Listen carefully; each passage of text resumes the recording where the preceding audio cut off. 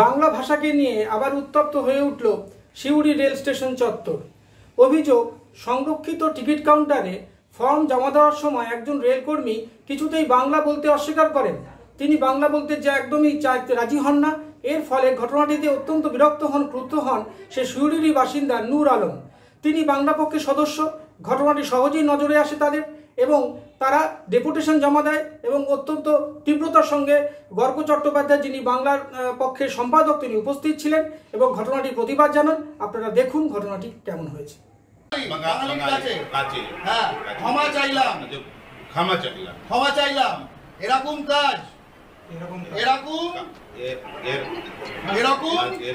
কাজ আর করব না। কি বলছেন গর্গ চট্টোপাধ্যায়, শুনুন। বলার জন্য ভারত জুড়ে বাঙালির ওপর অত্যাচার চলছে বিজেপি শাসিত রাজ্যগুলিতে।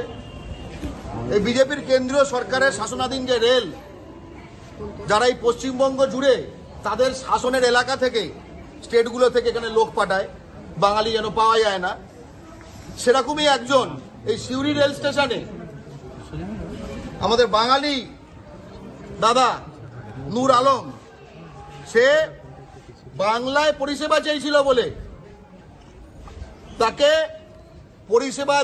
পরিষেবা দেবে না বলেছে এবং বলেছে যে ফরেনার, বলে যে পরিষেবা দেব না এবং বলেছে যে ফরেনার। আজকে এটা রবীন্দ্রনাথের শান্তিনিকেতনের জেলায় এটা জিনিসটা শুনতে হয়েছে। এটা ওই লোকটা তো নাম জানি না, আমরা সেটা তো স্টেশন মাস্টার থেকে জানবো। রেলের কর্মী, রেল টিকিটের কর্মী। কটার সময়? 12:30 নাগাদ। যেহেতু অন ডিউটিতে এরকম ভাবে থাকার কথা, সেসবও থাকে না। ঠিক আছে, বিহারে একটা কোনো রেল কর্মী বা আরপিএফ পাবেন যে হিন্দি বোঝে না, হিন্দি বলতে পারে না? পাবেন না তো। তাহলে বিহারের রাজ্য ভাষা হিন্দি, সেখানকার প্রতিটি রেল কর্মী হিন্দি বলবে, লিখবে, বুঝবে।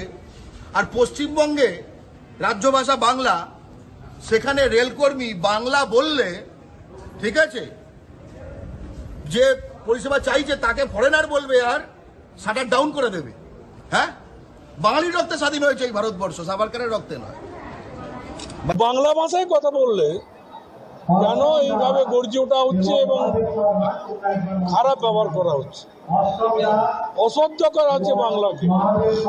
আমি বলবো প্রত্যেকেই, যদি ঘটনা আজকে যেটা ঘটেছে, আমি ছিলাম না কিন্তু শুনলাম, এটা জঘন্যতম অপরাধ। এইটা বাংলা মনে রাখতে হবে, এটা বাংলার বাইরে কোনো রাজ্য নয়। এই বাংলার 11 কোটি মানুষ, তারা বাংলায় কথা বলে। আমাদের মাতৃভাষা বাংলা।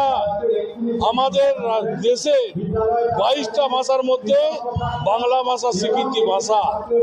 সুতরাং যে ঘটনা ঘটেছে, সেই ঘটনা যদি হয়, আমরাও খোঁজ খবর নিচ্ছি, আমরা সবাই করছি। আমাদের ভিডিও ভালো লাগলে লাইক ও শেয়ার করুন, কমেন্ট সেকশনে গিয়ে জানান আপনাদের মতামত। আরও ভিডিও পেতে চ্যানেলকে সাবস্ক্রাইব করুন। প্রতি মুহূর্তে খবরের আপডেট পেতে প্রেস করুন বেল আইকন।